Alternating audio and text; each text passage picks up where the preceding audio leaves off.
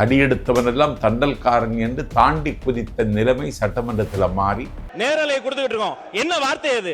சபைக்கு இல்ல இதை ஏற்றுக்கொள்ள முடியாது, தவறான வார்த்தை. இப்ப அடிக்கிறதுக்கு பாஞ்சு வராரு, கையை வாங்கிட்டு வராரு. இதோ உட்கார்ந்து இருக்கிற சேகர் பாபு அன்றைக்கு சட்டமன்றத்தில் கலைஞரை அடிக்க பாய்ந்தவர். இன்னைக்கு அவர் திமுகவில் அவர் தான் இன்னைக்கு முக்கியமான தலைவர்.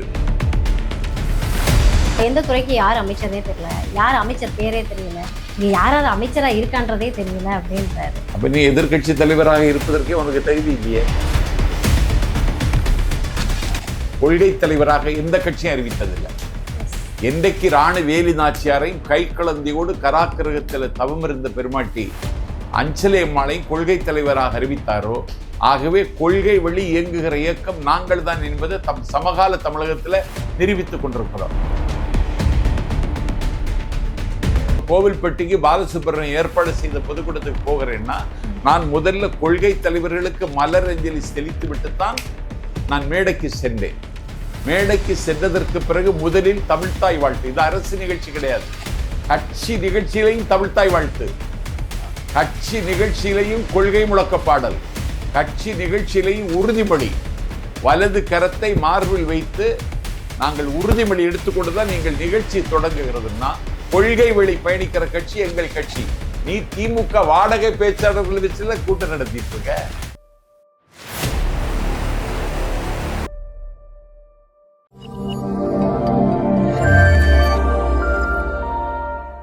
கிரெடிட் கார்டு ஓவர் டியூவா, மல்டிபிள் இஎம்ஐ ஸ்ட்ரெஸ்ஸா? இனி ஒரே இஎம்ஐல ஈஸியா மேனேஜ் பண்ணலாம். Power of one EMI. வணக்கம். வணக்கம். எப்படி இருக்கீங்க? நல்லா இருக்கேன். சூப்பர் ஐயா, சூப்பர். தாவேக்கா பல தரமான சம்பவங்களை ஆட்சிக்கு வந்ததுக்கு அப்புறம் நிகழ்த்திட்டு இருக்கு. தொடர்ந்து பல்வேறு நல்ல திட்டங்களையும் கொடுத்துட்டு இருக்காங்க. தொடர்ந்து சட்டமன்றம் நடந்துட்டு இருக்குது, பல விவாதங்கள் நடந்துட்டு இருக்குது. இது வரைக்கும் இல்லாத அளவுக்கு இப்ப எல்லாருமே சட்டமன்றத்தை பாக்குறாங்க. ஸோ அது லைவ் போகிறது இன்னும் கொஞ்சம் பெனிஃபிட்டாக இருக்குது எல்லாருக்கும். ஸோ இன்னைக்கு பார்த்தீங்க அப்படின்னா பல முக்கியமான அறிவிப்புகளை தாவேக்கா தலைவர் விஜய் சார் கொடுத்துருக்காங்க. ஸோ அதில் என்ன அப்படின்னா எல்லா எம்எல்ஏக்களுக்கும் கார் வழங்கப்படும் ஸோ அப்படின்னு ஒரு முக்கியமான அறிவிப்பு. அதே போல் ஆவினுக்கு 41 ரூபா கொள்முதல் விலை உயர்த்தியிருக்காங்க. ஸோ இந்த மாதிரியான முக்கியமான அறிவிப்புகளை கொடுத்துருக்காங்க. ஏன்னா இதுக்கு முன்னாடி நடந்த சட்டமன்றத்தில் பார்த்தீங்கன்னா விவசாயிகளுக்கு 50,000 தான் கடன் தள்ளுபடி பண்ணாரு அப்படின்னு சொல்லிட்டு ஒரு சர்ச்சையை ஏற்படுத்தினாங்க. ஸோ அதுக்கப்புறமா 75,000 வரைக்கும் கடன் தள்ளுபடி பண்ணணும் விவசாயிகளுக்கு அப்படின்னு சொல்லியிருக்காரு. ஸோ விவசாயிகளை பேஸ் பண்ணி எல்லா விஷயத்தையும் விஜய் அவர்கள் எடுத்துட்டு இருக்காங்களா அப்படின்றது ஒரு பெரிய கேள்வியா இருக்குது. விஜய் சாருடைய இந்த திட்டங்கள் அறிவிக்கப்படுறதா நீங்க எப்படி பாக்குறீங்க? சட்டப்பேரவை உறுப்பினர்களுக்கு வாகனம் வழங்குவது என்பது அவர்கள் மக்கள் தொண்டாற்றுவதற்கு மிகவும் உதவிகரமாக இருக்கும். கார் இல்லாத சட்டமன்ற உறுப்பினர்களும் இருக்கிறார்கள். தாவேக்கா சட்டமன்ற உறுப்பினர்களில் பெரும்பாலோருக்கு கார் வசதி கிடையாது. திருத்துறைப்பூண்டி சட்டப்பேரவை உறுப்பினர் இந்திய கம்யூனிஸ்ட் கட்சியை சார்ந்த தோழர் மாரிமுத்தவர்களுக்கு கூரை வீட்டில் தான் குடியிருக்கிறார். அந்த தொகுதி ஒரு நீண்ட தொகுதி. அந்த தொகுதிக்கெல்லாம் போக வேண்டுமானால், மக்களை போய் பார்க்க வேண்டுமானால் கார் இருந்தால் தான் போக முடியும். இன்றைக்கு கேட்டு கொடுப்பார்கள். எனக்கு இது வேணும்னு கேட்பாங்க. ஆனா முல்லைக்கொடி வாடி கிடந்தது. அது வாடி கிடப்பதை பாரி மன்னன் பார்த்தான். வாடி கிடக்கிற முல்லைக்கொடிக்கு தான் பயணித்த தேரையே கொழுகும்பாக கொடுத்தான். முல்லைக்கொடி பாரிட்ட எனக்கு உன் தேர் வேணும்னு கேட்கல, கேட்காம கொடுத்தான். கானகத்தில் வானத்தில் கருமேகம் சூடுகிறது, வெட்டி இடிக்கிறது மின்னல், கொட்டி முழக்குகிறது பானம், புள்ளி கலாபம் விரித்து தோகை மயில் நாட்டியம் ஆடிக்கொண்டிருக்கிறது, மழை பொழிந்தால் மயில் நனையுமே என்று சொல்லி காட்டுக்கு வேட்டையாட வந்த பேகன் என்கிற மன்னன் தன் தோளில் கிடந்த பொன்னாடையை தூக்கி மயிலுக்கு பொருத்தினான். இது மயில் கேட்கல, முல்லையும் கேட்கவில்லை தேர். கேட்காமல் கொடுத்தா இதுக்கு கொடை மடம்னு பேர். இன்னைக்கு சட்டமன்ற உறுப்பினர்கள் இப்படி ஒரு கோரிக்கையை வைக்கல. வைக்காமலே இன்றைக்கு அவர்களுடைய தேவை அறிந்து கேளுங்கள் தரப்படும், தட்டுங்கள் திறக்கப்படும் என்பது பைபிள். வேண்டத்தக்கது அறிவோய் நீ, வேண்டிய முழுதும் தருவோய் நீ என்பது திருவாசகம். இன்றைக்கு வேண்டத்தக்கது அறிந்து அவர்களுக்கு உதவுகிற ஒரு தலைவனாக தமிழ்நாட்டினுடைய முதலமைச்சர் இன்றைக்கு அவருடைய உயரம் இன்றைக்கு அண்ணாந்து பார்க்கிற அளவுக்கு உயர்ந்திருக்கிறது. தமிழ்நாட்டில் எல்லா பிரச்சனைகளுக்கும் தீர்வை கண்டாக வேண்டும் என்கிற நினைப்பும் தான் அவரை இயக்கி கொண்டிருக்கிறது. அவர் அதிகம் பேசுவதில்லை, ஆனால் அதிகமாக அவர் இயங்குகிறார். தமிழ்நாடு சட்டமன்ற நடவடிக்கைகள் இன்றைக்கு எல்லோரும் பொதுமக்கள் பார்க்கிற வாய்ப்பை உருவாக்கி தந்திருப்பதே இது ஜனநாயகத்திற்கு கிடைத்திருக்கிற மிகப்பெரிய வெற்றி. அதனால்தான் சட்டப்பேரவை உறுப்பினர்கள் இன்றைக்கு ஒழுங்காக பேசுகிறார்கள். தடியெடுத்தவனெல்லாம் தண்டல்காரன் என்று தாண்டி குதித்த நிலைமை சட்டமன்றத்தில் மாறி, இதோ உட்கார்ந்திருக்கிற சேகர் பாபு அன்றைக்கு சட்டமன்றத்தில் கலைஞரை அடிக்க பாய்ந்தவர். இன்னைக்கு அவர் திமுகவில் அவர் தான் இன்னைக்கு முக்கியமான தலைவர். கலைஞரை சட்டமன்றத்தில் ஜெயலலிதா முதலமைச்சர் அடிக்க பாய்ந்தவர். இது மாதிரி நடவடிக்கைகள் எல்லாம் இனிமேல் சட்டமன்றத்தில் நடக்காது. ஏன்னா இதை பொதுமக்கள் பார்த்து கொண்டிருக்கிறார்கள் என்கிற அச்சமும் பொறுப்புணர்ச்சியும் சட்டப்பேரவை உறுப்பினர்களுக்கு இருக்கும். எங்க ஆட்சியினுடைய இமாலய சாதனை என்று கூட இதை சொல்லலாம். கட்டாயமா. ஏன்னா இன்னைக்கு முன்னாடி எல்லாம் சீரியல் பார்த்த காலம் போய், படம் பார்த்த காலம் போய், இன்னைக்கு வந்து குட்டீஸ் கூட விஜய் சாருக்காக வந்து லைவ்ல சட்டமன்றத்தை பார்த்துட்டு இருக்காங்க. ஸோ இது வந்து நிதர்சனமான ஒரு உண்மை. ஸோ இது எல்லாத்தையும் தண்ணி இன்னைக்கு ஒரு முக்கியமான ஒரு அறிவிப்பும் கொடுத்துருக்காங்க. ஏன்னா மருத்துவ காப்பீடு, அதாவது ஒவ்வொரு உயிரையும் பற்றி நாங்கள் வந்து யோசிச்சுட்டு இருக்கோம். ஸோ அது எவ்வளோ வேல்யூன்னு தெரியும் அப்படின்னு சொல்லிட்டு விஜய் சார் வந்து 5 லட்சத்துல இருந்த மருத்துவ காப்பீடை வந்து 25 லட்சமா மாத்திருக்காங்க. உண்மையாவே எனக்கு தெரிஞ்சு இவ்வளவு திட்டங்கள்ல இது வரவேற்கத்தக்க விஷயம் அப்படின்னு தான் நான் பாக்குறேன். ஏன்னா பலரும் வந்து கையில காசு இல்லாம இந்த 5 லட்சத்துக்குள்ள வந்து ட்ரீட்மெண்ட் எடுக்க முடியாம பாடாப்பட்ட குடும்பங்கள் எத்தனைன்றதை நான் கண் கூட பார்த்திருக்கேன். அப்படின்றப்போ இதை வந்து நான் மனசார வரவேற்கிறேன். நீங்க எப்படி பாக்குறீங்க? இல்ல, 17ஆம் தேதி நான் கோவில்பட்டிக்கு சென்றிருந்தேன். 100 நாள் பூர்த்தி அடைந்ததை ஒட்டி 100 நாள் சாதனை விளக்க பொதுக்கூட்டம் என்று கோவில்பட்டியில் மாவட்ட செயலாளர் பாலசுப்ரமணியன் ஏற்பாடு செய்திருந்தார். அந்த கூட்டத்தில் நான் உரையாற்றியதற்கு பிறகு நலத்திட்ட உதவிகள் வழங்குகிற நிகழ்ச்சி என்று சொல்லி அங்கே வருகை தந்திருந்த பெண்களுக்கு சேலை, தையல் மிஷின், இஸ்திரி பெட்டி இதெல்லாம் வழங்கியது போக முதல் மதிப்பெண் பெற்ற ஏழை மாணவர்களுக்கு நிதியும் கொடுத்தார்கள். அதில் ஒரு 4 பெண்கள் வந்தார்கள். எல்லாம் ஒரு 11 வயசு 13 வயசு. அது 4 பேரும் சிறுநீரகம் பாதிக்கப்பட்டவர். சிகிச்சைக்கு வழி இல்லை. அங்கே கொஞ்சம் போல நிதி கொடுத்தாங்க. அந்த நிதி போதாது. நான் மிகுந்த பரிவோடு யாரிடத்துல சிகிச்சை எடுத்துக்கொள்ளுன்னு கேட்டால ஒரு தனியார் மருத்துவமனை சொன்னார்கள். நீங்கள் எங்கள் மாவட்ட செயலர் பாலசுப்ரமணியத்திட்ட தொடர்பு கொள்ளுங்கள், மதுரை ராஜாஜி மருத்துவமனைக்கு செல்லுங்கள், அங்கே நிபுணர்கள் இருக்கிறார்கள், உங்களுக்கு இலவசமாக சிகிச்சை கிடைக்க ஏற்பாடு செய்து தருகிறேன் என்று நான் அறிவிச்சிட்டு வந்தேன்.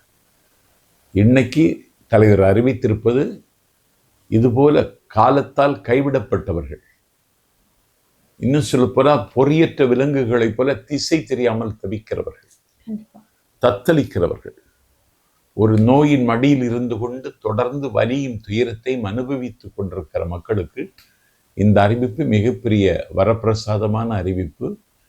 இதை அறிவித்த எங்கள் தலைவருடைய கருணை உள்ளத்திற்கு வானம் கூட ஈடாக. கண்டிப்பா.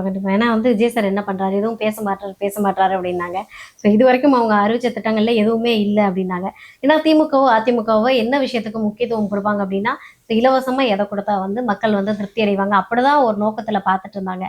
ஆனா எனக்கு தெரிஞ்ச விஜய் சார் வந்து அந்த ஒரு தாட்டையே மாத்திருக்காரு. ஸோ லைஃப்ல அடுத்த கட்டத்துக்கு போறதுக்கு என்ன தேவை, ஒரு மனுஷன் உயிர் வாழ்றதுக்கு என்ன தேவை, இந்த மாதிரியான விஷயத்துக்கு முக்கியத்துவம் கொடுக்குறாருன்னு பார்க்கலாமா? ஆமா, அதான் முக்கியம். அதாவது அவங்க வந்து எல்லாத்தையும் விளம்பர பண்ணோடதோட செய்வாங்க. நமக்கு இதுல என்ன லாபம் கிடைக்கும்னு செய்வாங்க. ஆனா விளம்பரத்திற்காகவோ லாப நோக்கிலோ செய்யப்படுவதில்லை. இதெல்லாம் ஒரு சபிக்கப்பட்ட நொண்டுகிறது மனிதம், தேங்கி கிடக்கிறது மனிதருடைய வாழ்க்கை. அந்த வாழ்க்கையை அவர்களுக்கு வசமாக்கி தர வேண்டும். அவர்களுக்கு வானம் மட்டுமல்ல, வசந்தமும் அவர்கள் வீட்டு வாசலுக்கு வர வேண்டும். அவருடைய வீட்டு வாசலில் வசந்தம் கோலம் போட வேண்டும். அவர்கள் வாழ்க்கை ரதம் வளமுகு நாட்களை நோக்கி நகர வேண்டும் என்கிற உயர்ந்த லட்சியத்தின்பால் ஒரு இதுக்கு பேர் தான் வெல்ஃபேர் கவர்மெண்ட். வெல்ஃபேர் கவர்மெண்ட்னா சேமநல அரசு. இதுக்கு பேர் தான் சேமநல அரசு. கடந்த காலத்தில் இருந்த அரசு குடும்ப அரசு. கண்டிப்பா குடும்ப அரசா தான் இருந்திருக்குன்னு நினைக்கிறேன். அது இப்போ வரைக்குமே அப்படிதான் கண்டினியூ ஆகுதுன்னு நினைக்கிறேன். இப்போ நேத்து அவர்கள் எதிர்கட்சி தலைவராக இருக்கக்கூடிய உதயநிதி அவர்கள் கேட்கிறாரு, எந்த துறைக்கு யார் அமைச்சரே தெரியல, யார் அமைச்சர் பேரே தெரியல, இங்க யாராவது அமைச்சரா இருக்கான்றதே தெரியல அப்படின்றாரு. அப்ப நீ எதிர்கட்சி தலைவராக இருப்பதற்கே உனக்கு தகுதி இல்லையே. எந்த துறைக்கு யார் அமைச்சர் என்று எதிர்கட்சி தலைவருக்கே விவரம் தெரியவில்லைன்னா நீ எப்படி எதிர்கட்சி தலைவராக இருக்க முடியும்? ஒவ்வொரு மானிய கோரிக்கையும் நடந்துட்டு இருக்கு. இன்னைக்கு ஊரக தொழில்துறை மானிய கோரிக்கைக்கு திமுகவை சார்ந்த பெரியசாமி அவர்கள் பேசுகிறார்கள். அதற்கு பதில் சொல்லுகிறார் எங்கள் அமைச்சர். ஒவ்வொரு துறைக்கும் அமைச்சரை அறிவிச்சிருக்கோம். ஒவ்வொரு துறைக்கும் அமைச்சருக்குன்னு அலுவலகம் இருக்கு. எந்த துறைக்கு யார் அமைச்சர்னு தெரியலைன்னா அதை எதிர்கட்சி தலைவர் சொல்லுகிறாருன்னா நீ எதிர்கட்சி தலைவராக இருப்பதற்கே தகுதி இல்லாதவன். அப்போ உனக்கு இதுல ஆர்வம் இல்லை. உன்னுடைய தோளில திணிக்கப்பட்டிருக்கிறது இந்த பதவி. அதனால பொறுப்பு இல்லாமல் பேசுகிறார் எதிர்கட்சி தலைவர்.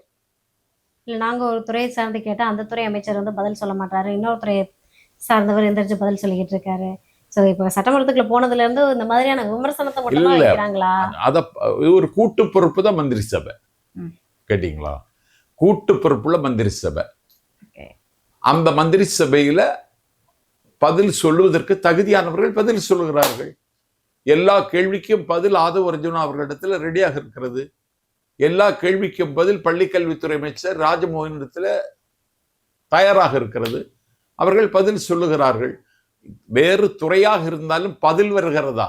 அமைச்சரவை என்பது கூட்டு பொறுப்பு.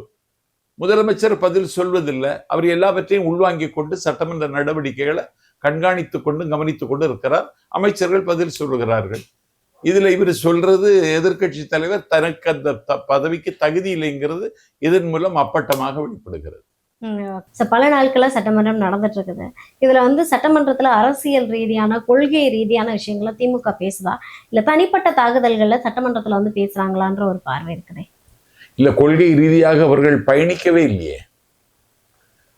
கொள்கையை திமுக இன்றைக்கு இழந்து விட்டது. கேட்டீங்களா? என்றைக்கு எங்கள் தலைவர் தந்தை பெரியாரை கொள்கை தலைவராக அறிவித்தாரோ, என்றைக்கு எங்கள் தலைவர் பாபா சாஹிப் அம்பேத்கரை கொள்கை தலைவராக அறிவித்தாரோ, என்றைக்கு எங்கள் தலைவர் கர்ம வீரர் காமராஜரை கொள்கை தலைவராக அறிவித்தாரோ, என்றைக்கு எங்கள் தலைவர் வரலாற்றுல இந்திய அரசியல்ல இதுவரைக்கும் ஒரு பெண்ணை கொள்கை தலைவராக எந்த கட்சியும் அறிவித்ததில்லை.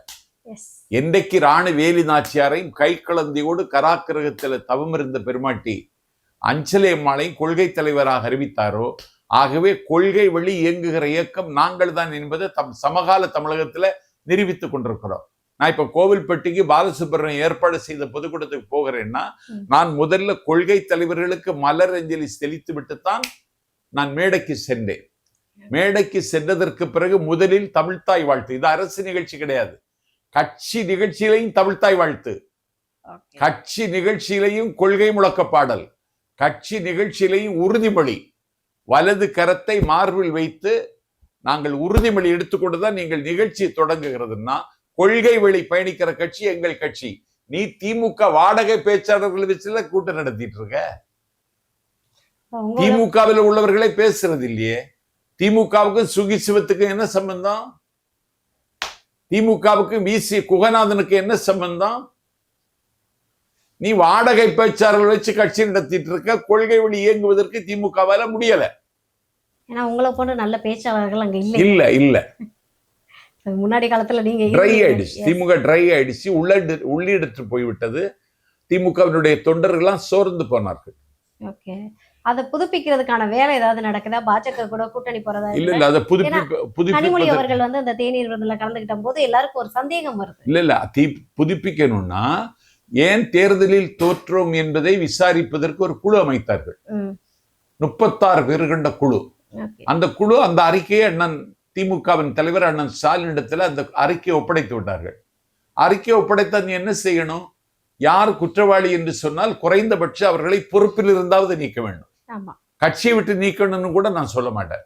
பொறுப்பில் இருந்தாவது நீக்கி இன்னொருவரை பொறுப்புக்கு கொண்டு வர வேணும். அந்த நடவடிக்கைக்கு ஸ்டாலின் தயார் இல்லைன்னா என்ன அர்த்தம்? திமுக பலவீனமாக இருக்கிறது என்பதற்கு அடையாளம். இன்றைக்கு கனிமொழி அங்கே ஒரு முக்கியத்துவம் பெறுகிறார். கனிமொழி தான் அடுத்து திமுகவுக்கு தலைமை தாங்குவதற்கு காய் நகர்த்துகிறார். இந்த குடும்பத்தின் கோர பிடியில் இருந்து திமுகவை விடுவிப்பதற்கான விடுதலை போர் இன்றைக்கு அங்க தொடங்கிவிட்டது. கனிமொழி காய் நகர்த்துகிறார்.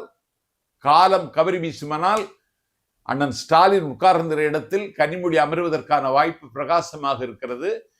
எதை வைத்து சொல்லுகிறேன்னா, திமுக தொண்டர்கள் ஆதரவு கனிமொழிக்கு தான் இருக்கு. ஓகே, அப்ப இன்னும் பெண்கள் ஆதரவும் அவங்களுக்கு வரும். ஏன்னா அவங்களுக்கு ஒரு தலைமை பண்பு இருக்கு. என்னன்னா, யாரை பார்த்தாலும் நல்லா இருக்கீங்களா அப்படின்னு கேட்பாங்க. வீட்டுல எல்லாரும் நல்லா இருக்காங்களா?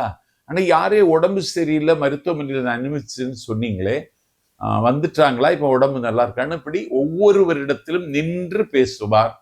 உதயநிதி ஸ்டாலின் இடத்திலோ அந்த பண்பு கிடையாது. இல்ல அடுத்த தலைவரா வந்து உதயநிதியா இல்ல கனிமொழியான்ற ஒரு பேச்சு அடிபட ஆரம்பிச்சிடுச்சு. கனிமொழி அந்த இடத்துக்கு வருவாங்க. ஓகே. இல்ல ஆனா எதிர்கட்சி தலைவரா உதயநிதி அவர்களை தானே உட்கார வச்சிருக்காங்க. அப்ப வந்து மறுபடியும் தலைவரா கொண்டு வரணும்னா அதான் அது ப்ரமோட் பண்றது. அப்படி ஒரு பிம்பத்தை சிருஷ்டிக்கிறாங்க. அவர் உதயநிதி தான் அப்படின்னு அந்த குடும்பத்தின் பிடியில இருந்து அவங்க இன்னும் திமுக விடுபடலை. அவரை கொண்டு நியமிச்சிருக்காங்க. நான் பேசிக்கொண்ட பெரியசாமி 1986 திண்டுக்கல் மாவட்டம் ஆத்தூர் ஊராட்சி ஒன்றிய பெருந்தலைவர். கேட்டீங்களா? 1989 ஆத்தூர் தொகுதியின் சட்டப்பேரவை உறுப்பினர். 2,25,000 வாக்கு வித்தியாசத்தில் ஜெயிச்சவர் அவர். தொடர்ந்து சட்டமன்ற உறுப்பினர், அமைச்சர். அவருக்கெல்லாம் கொடுத்துருக்கணும் எதிர்கட்சி தலைவர் பதவி. KN நேரு 1986 புள்ளம்பாடி சேர்மன், 89 லால்குடி தொகுதி எம்எல்ஏ, இன்னைக்கும் எம்எல்ஏ, அமைச்சர். 1989 கலைஞர் ஆட்சியில போக்குவரத்து துறை அமைச்சர். இன்னைக்கு நாம் பயன்படுத்தி கொண்டிருக்கிற மெட்ரோவை முதல்ல கொண்டு வருவதற்கு வாசல் திறந்து வைத்தவர் அன்றைக்கு போக்குவரத்து துறை அமைச்சராக இருந்த KN நேரு. அவருக்கெல்லாம் எதிர்கட்சி தலைவர் பதவி கொடுத்திருக்கணும். 3 தடவை முதலமைச்சராக இருந்தவர் அண்ணன் OPS. நீங்க மெரிட்னு பார்த்தா அவருக்கெல்லவா எதிர்கட்சி தலைவர் பதவி கொடுத்திருக்கணும். தொடர்ந்து ஒட்டஞ்சத்திரத்துல வெற்றி பெற்று வருகிறார் சக்கரபாணி. அவருக்கெல்லாம் கொடுத்திருக்கணும். அப்ப நீ ஏன் உதயநிதி ஸ்டாலினை கொண்டு திணிக்கிற? இதை திமுக ஏற்கவில்லை என்பதை விட தமிழ்நாட்டு மக்களே ஏற்கவில்லை. கிரெடிட் கார்டு ஓவர் ஜீவா மல்டிபிள் EMI ஸ்ட்ரெஸ். இனி ஒரே EMI ல ஈஸியா மேனேஜ் பண்ணலாம். Power of one EMI.